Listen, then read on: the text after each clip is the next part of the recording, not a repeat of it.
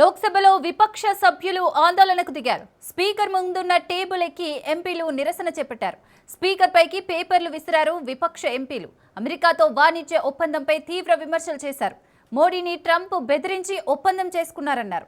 ప్రధాని మోడీపై రాహుల్ సంచలన వ్యాఖ్యలు చేశారు. మోడీ చాలా భయంతో ఉన్నారని, తీవ్ర ఒత్తిడితోనే ఒప్పందంపై సంతకాలు చేశారన్నారు.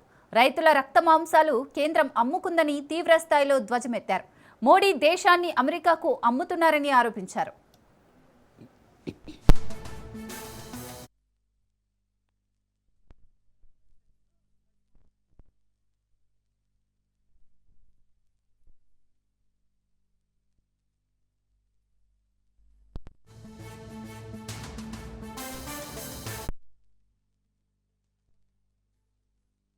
Central, as you have seen, to our budget, and all I am saying is I want to make a statement about what happened between China and India and how our Prime Minister reacted to it. Why am I being stopped?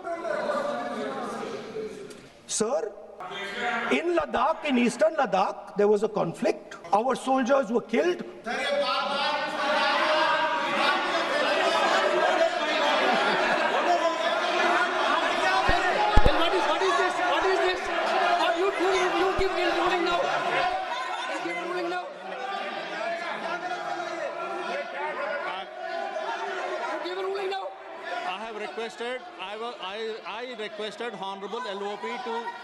I requested Honorable LOP to speak repeatedly. I made a request to speak on the speech of the Honorable President. It is central, as you have seen, to our budget, and all I am saying is I want to make a statement about what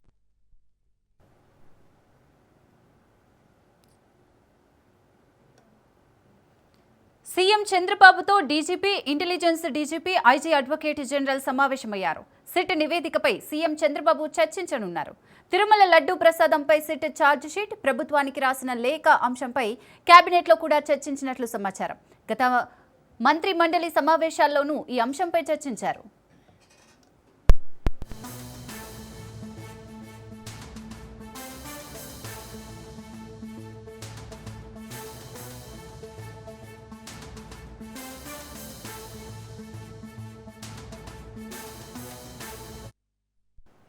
CM చంద్రబాబుతో DGP, intelligence DGP, IG advocate general సమావేశమయ్యారు. SIT నివేదికపై CM Chandrababu చర్చించనున్నారు. తిరుమల లడ్డూ ప్రసాదంపై SIT charge sheet, ప్రభుత్వానికి రాసిన లేఖ అంశంపై కేబినెట్లో కూడా చర్చించినట్లు సమాచారం. గత మంత్రి మండలి సమావేశాల్లోనూ ఈ అంశంపై చర్చించారు.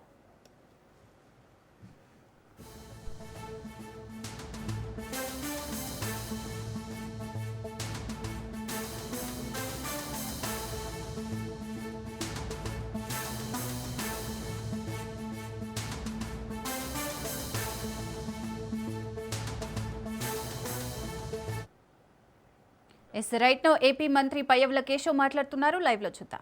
ముఖ్యమంత్రి గారు ఏ నేపథ్యంలో దాన్ని మాట్లాడారు అనేటువంటిది మనం మరొక్కసారి స్పష్టం చేయాల్సినటువంటి అవసరం ఉంది. ముఖ్యమంత్రి గారు ఏదో క్యాజువల్గానో రాజకీయ కోణంలోనో మాట్లాడలేదు. ఆ రోజు ప్రభుత్వానికి అందుబాటులో ఉన్నటువంటి సమాచారం ఎన్డీడీబీ సిఏఎల్ఎఫ్ రిపోర్ట్, ఇందులో లాస్ట్ పేజ్కి వెళ్తాను ఎందుకంటే కన్క్లూజన్స్ అక్కడే ఉంటాయి కాబట్టి. మీకు ఇవన్నీ కూడా కొన్ని షేర్ చేయడం జరుగుతుంది. ఇందులో వాళ్ళొక టెస్ట్ ఏదో చేశారు గీకి. ఆ టెస్ట్ చేసినప్పుడు ఎస్ వాల్యూస్ ఏంటి అన్నప్పుడు ఆ ఎస్ వాల్యూస్ ఏవో తేడా ఉన్నాయి. It is purely technical. దాన్ని కాసేపు పక్కన పెడితే దీనివల్ల ఈ ఎస్ వాల్యూస్ తేడా ఉండడం మూలాన ఏంటి అంటే వాళ్ళు రాసింది S value equation for its suspected adulterants as per ISO ప్రకారం, కోడ్ ప్రకారము ఏవేవి ఇందులో సస్పెక్టెడ్ అడల్టరెంట్స్ ఉండేటువంటి అవకాశం ఉంది. ఇది మనం ముఖ్యమంత్రి గారు ఏదో చేసిన ఆరోపణ కాదు. ఎన్డీడీబీ ఆ రోజుకు అందుబాటులో ఉన్నటువంటి రిపోర్ట్లో ఏం చెప్పారంటే soybean, sunflower, Alia, rape seed, cotton seed, fish oil number 1 column. Number 2 column, coconut and palm kernel fat. Number 3, palm oil and beef tallow. Number 4 lord. దయచేసి వెనక మాట్లాడే వాళ్ళు బయటికి వెళ్ళి మాట్లాడొచ్చమ్మా. నంబర్ 4 ఇందులో ఫిష్ ఆయిల్ ఉంది, బీఫ్ టాలో ఉంది, లార్డ్ ఉంది. ఇవి సస్పెక్టెడ్ అనేటువంటిది ల్యాబ్ ఇచ్చినటువంటి రిపోర్ట్. దీని ఆధారంగానే గౌరవ ముఖ్యమంత్రి గారు ఆ రోజు మాట్లాడారు. ఇన్ఫ్యాక్ట్ ఆ రోజు సమాజం నివ్వెరపోయింది. ఏంటి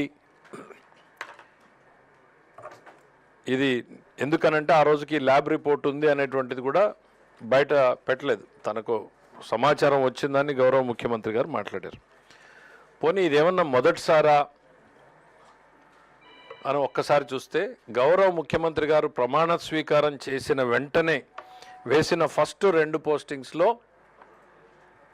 ఒక పోస్టింగు తిరుమల తిరుపతి దేవస్థానం ఎగ్జిక్యూటివ్ ఆఫీసర్గా శ్యామలరావు గారిని నియమించడం, ప్రక్షాళనని మొదలుపెట్టు అని చెప్పడం.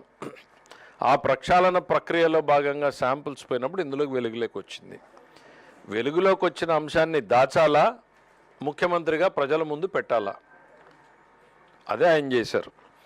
ఇది గతంలో ఏం జరిగింది అనేటువంటి చూస్తే 2022 3/8/2022న CFTRI అంటే గత ప్రభుత్వ హయాంలో CFTRI central food technological research ఇన్స్టిట్యూట్కి సేమ్ శాంపిల్స్ అప్పుడున్నటువంటి ఈఓ గారు పంపించడం జరిగింది.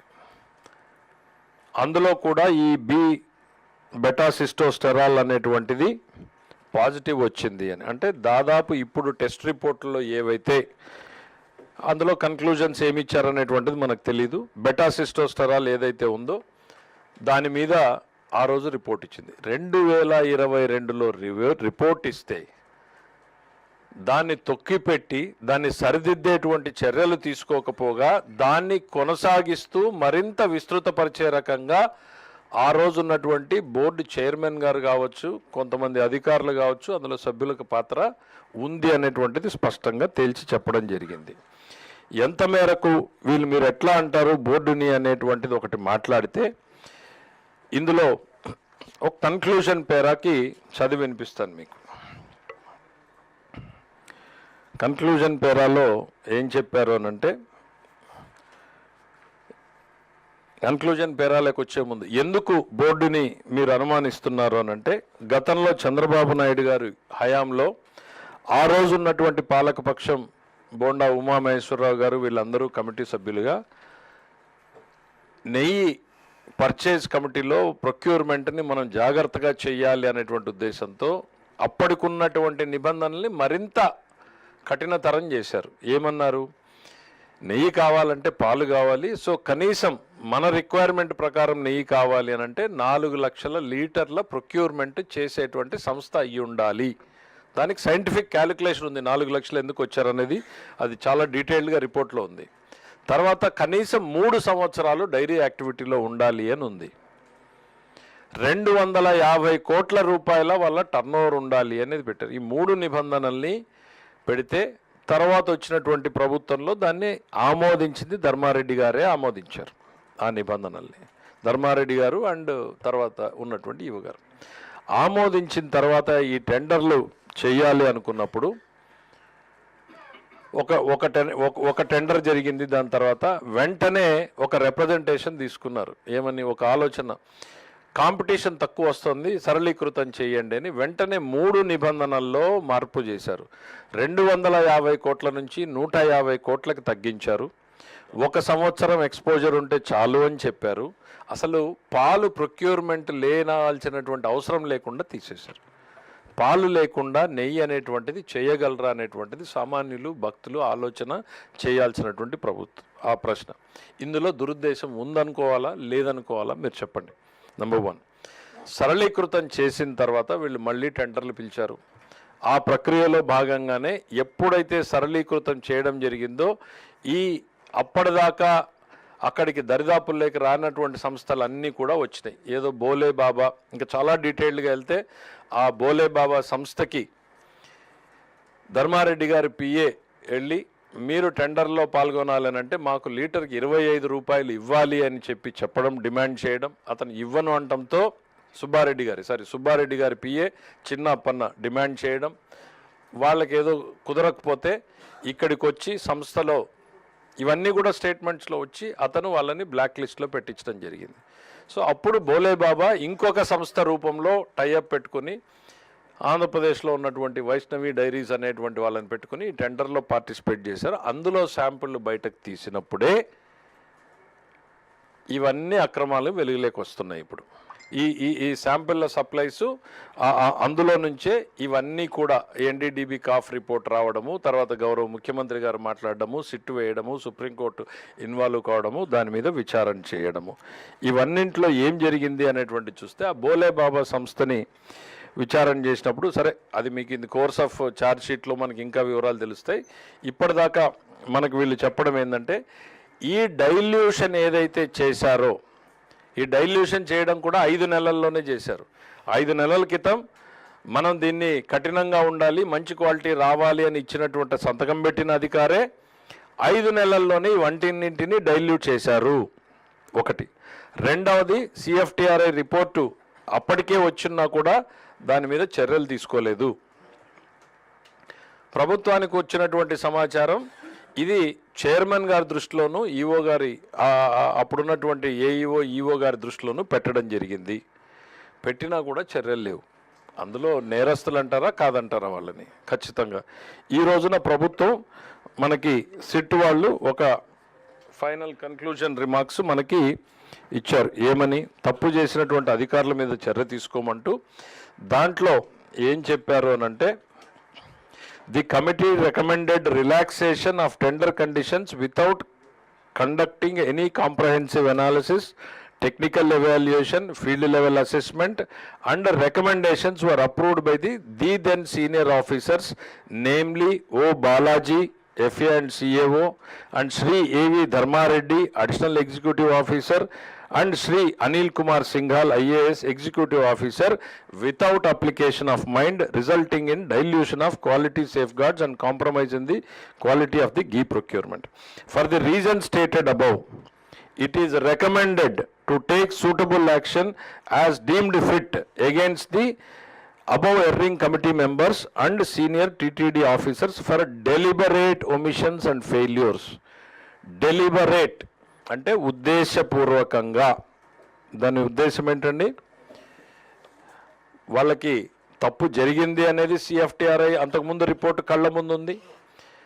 నిబంధనలు కఠినంగా ఉండాలి అన్నటువంటి నిర్ణయం తీసుకున్న దాంట్లో అదే అధికారులు సంతకం పెట్టారు. 5 నెలల్లోనే తిరిగి డైల్యూషన్ చేశారు. డైల్యూషన్ తర్వాత సరే ఈ ఆరోపణలని తర్వాత అది డిఫరెంట్. ఏంటి అందులో నెయ్యి ఉందా లేక పామాయిలే ఉందా, it's a very detailed discussion. నివ్వెరపోయేటువంటి విషయాలు కొన్ని అంటే పూర్తిగా మనం ఛార్జ్ షీట్ చదివితే డీటెయిల్స్ వస్తాయి. ఇప్పటిదాకా ప్రభుత్వానికి అందినటువంటి సమాచారం చూస్తే వాళ్ళు పామాయిలే 58 లక్షల లీటర్ల దాకా కొనడం. కెమికల్స్ ఏంటా కెమికల్స్? ఈ ల్యాబ్ రిపోర్ట్ని ఆల్టర్ చేయాలి అనంటే ఆ ఏ వాల్యూస్ని యాడ్ చేయడానికి ఏ కెమికల్ వేస్తే అందులో ఆ వాల్యూస్ పెరుగుతాయని కెమికల్స్ కలపడం, కలరింగ్ ఏజెంట్స్, ఫ్లేవరింగ్ ఏజెంట్స్, ఇవన్నీ ఒకవైపు టెండర్ని డైల్యూట్ చేశారు, రెండో వైపు వాడితో నెగోషియేట్ చేశారు. నెగోషియేషన్ కుదరకపోతే ఇంకొక కంపెనీ రూపంలోకి వచ్చారు. Then submission of fake documents, మొత్తం ఫేక్ డాక్యుమెంట్సే. 3 ఏళ్ళని 1 సంవత్సరం చేస్తే ఆ 1 సంవత్సరం కూడా ఆ సంస్థ డైరీ యాక్టివిటీ చేయాలి. ఆ వైష్ణవి డైరీ అనేటువంటిది మొత్తం ఫేక్ డాక్యుమెంట్స్ పెట్టారు. ఫేక్ డాక్యుమెంట్స్ పెట్టి టెండర్లోకి వచ్చారు. అంటే తమ కళ్ళ ముందు జరుగుతున్నటువంటి దాన్ని అడ్డుకోకపోవడాన్ని, తెలియకపోతే తప్పు, తెలిస్తే నేరంలో భాగస్వామ్యమే. ఖచ్చితంగా ఇందులో ఉన్నటువంటి వ్యక్తులందరూ ఇప్పుడు ఏవైతే రిపోర్ట్లో పొందుపరిచారో వీళ్ళందరూ కూడా ఆ నేరంలో భాగస్వాములుగానే మేము పరిగణిస్తున్నాం యాజ్ ఆన్ టుడే. ఛార్జ్ షీట్లో వాళ్ళ నేరస్తులుగా పరిగణించారా లేదా? పరిగణించకపోతే ఎస్ ఏం చేయాలి భవిష్యత్తులో? ప్రభుత్వమా లేకపోతే తిరుమల తిరుపతి దేవస్థానమా భక్తుల ఇదిగో ఇన్వెస్టిగేషన్లో మీరు మిస్ అయ్యారా, ఇదిగో ఒకవైపు మీరు తప్పు చేశారు, ఇదిగో ఈ నేరం జరిగింది అంటూనే అందులో నేరస్తులుగా చేర్చలేదా, చేర్చారా, ఇవన్నింటినీ కూడా తీసుకెళ్ళాలి అనేటువంటిది కూడా చర్చ జరిగింది. అయితే we're waiting for the supplementary charge sheet.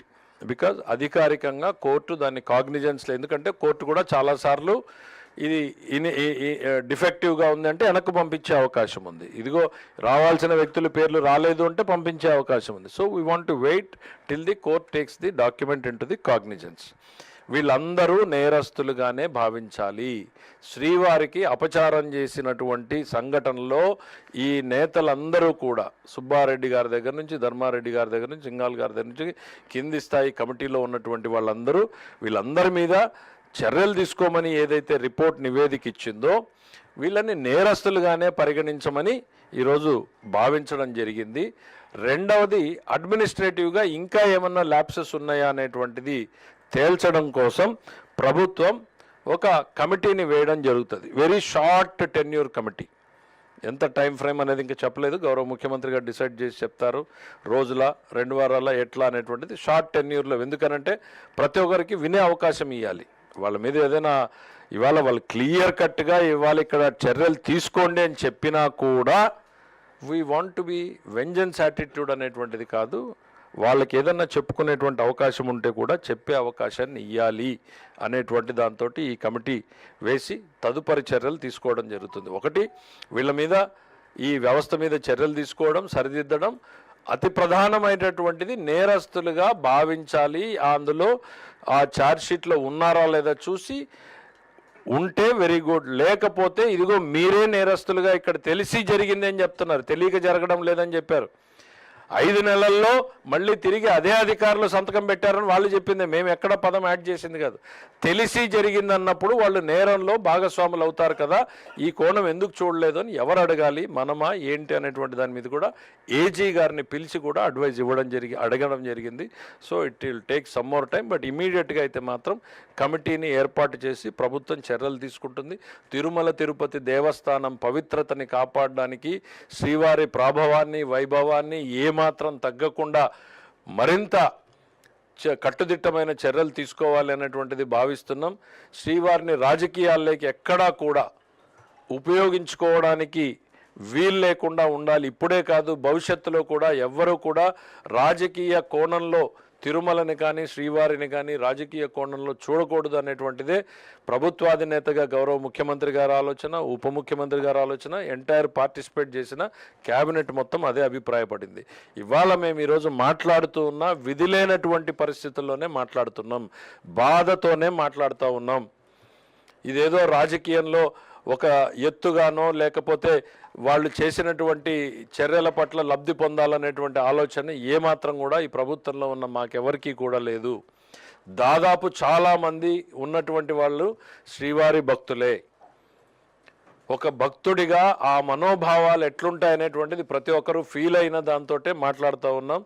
ఖచ్చితంగా ప్రభుత్వం ఈ దిశగానే ప్రయత్నం చేస్తున్నాం. రాజకీయాలకు అతీతంగా దోషులు అనేటువంటి వాళ్ళు నిలబడాలి, ఇటు ప్రజల్లోనూ అటు చట్టం ముందు.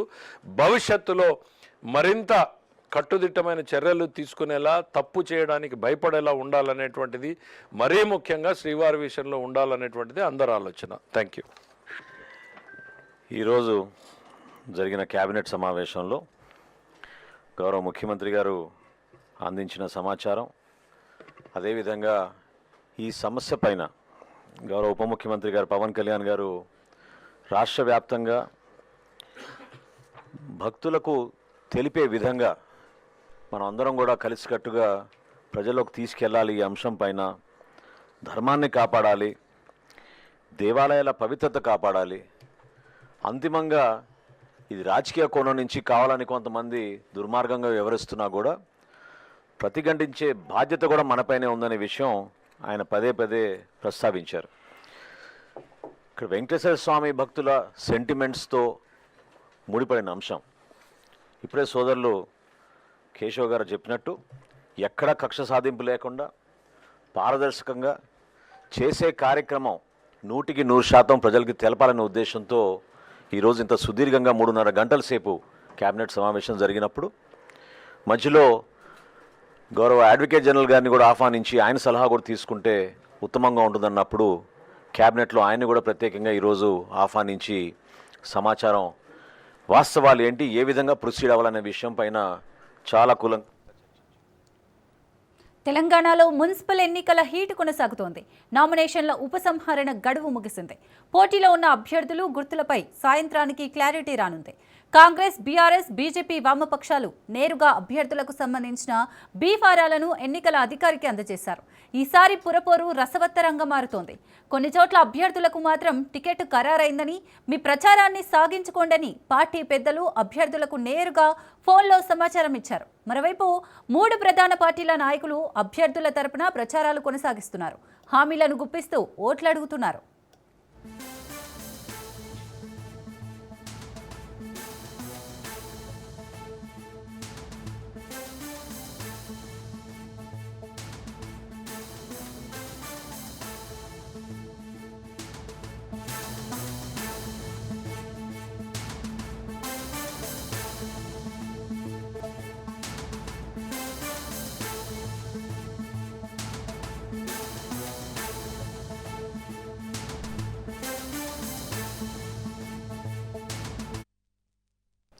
తెలంగాణలో మున్సిపల్ ఎన్నికల హీట్ కొనసాగుతోంది. నామినేషన్ల ఉపసంహరణ గడువు ముగిసింది. పోటీలో ఉన్న అభ్యర్థులు గుర్తులపై సాయంత్రానికి క్లారిటీ రానుంది. కాంగ్రెస్, బీఆర్ఎస్, బీజేపీ వామపక్షాలు నేరుగా అభ్యర్థులకు సంబంధించిన బీ ఫారాలను ఎన్నికల అధికారికి అందజేశారు. ఈసారి పురపోరు రసవత్తరంగా మారుతోంది. కొన్ని చోట్ల అభ్యర్థులకు మాత్రం టికెట్ ఖరారైందని, మీ ప్రచారాన్ని సాగించుకోండని పార్టీ పెద్దలు అభ్యర్థులకు నేరుగా ఫోన్లో సమాచారం ఇచ్చారు. మరోవైపు 3 ప్రధాన పార్టీల నాయకులు అభ్యర్థుల తరపున ప్రచారాలు కొనసాగిస్తున్నారు. హామీలను గుప్పిస్తూ ఓట్లు అడుగుతున్నారు.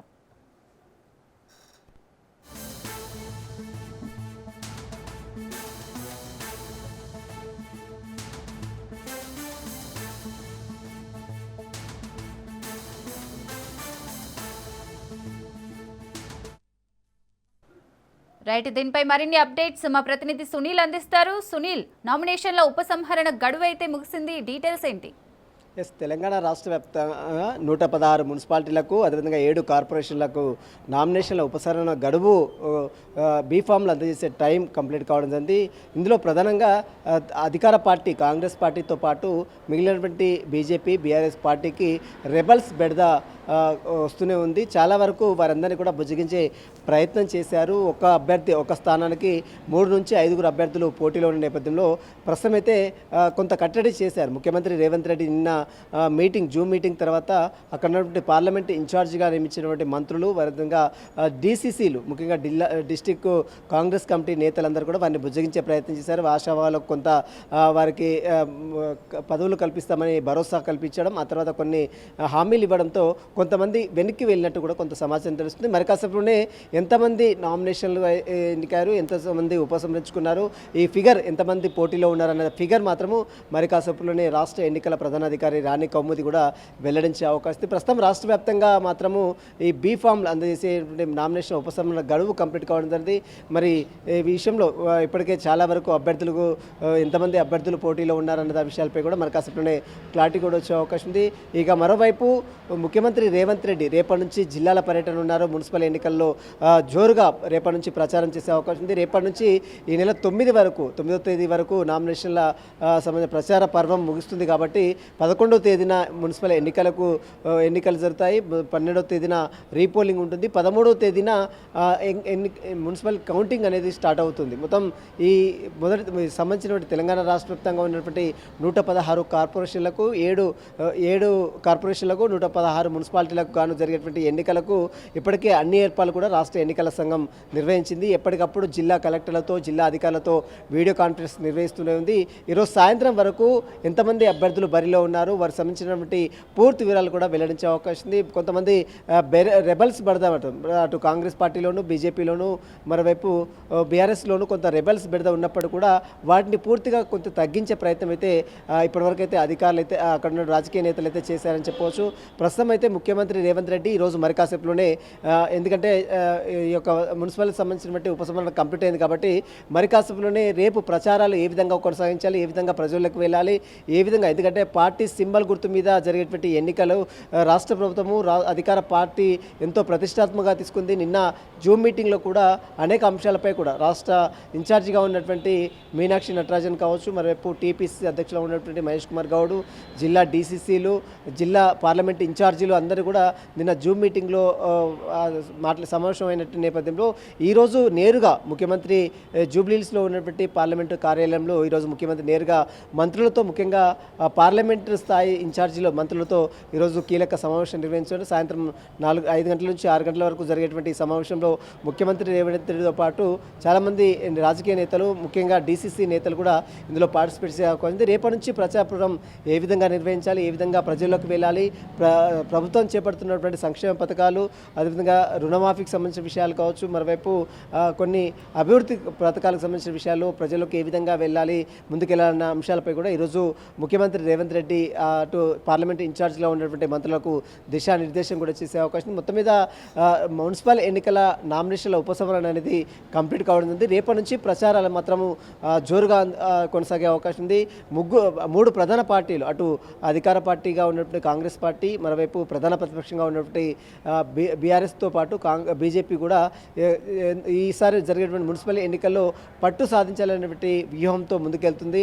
కాంగ్రెస్ పార్టీ మాత్రం ఖచ్చితంగా ఈసారి 90% సీట్లు గెలవాలి. ఎందుకంటే గతంలో జరిగినటువంటి గ్రామ పంచాయతీ ఎన్నికల్లో 66% సీట్లు గెలిచినప్పటికీ, మరోవైపు బీఆర్ఎస్ పార్టీ దాదాపు 35 నుంచి 40 సీట్లు గెలిచినప్పటికీ ఈసారి మాత్రము అలాంటి విభేదాలు లేకుండా ప్రతి ఒక్కరు కూడా మున్సిపల్ ఎన్నికల్లో తమదైన శైలిలో సీట్లు గెలిపే దిశగా ప్రచారాలు జోరందుకోవాలంటూ కూడా ఇప్పటికే అన్ని ప్రధాన పార్టీలు కూడా వ్యూహరచన చేస్తున్న పరిస్థితి మాత్రం కనబడుతుంది. Siri. Right, thank you Sunil.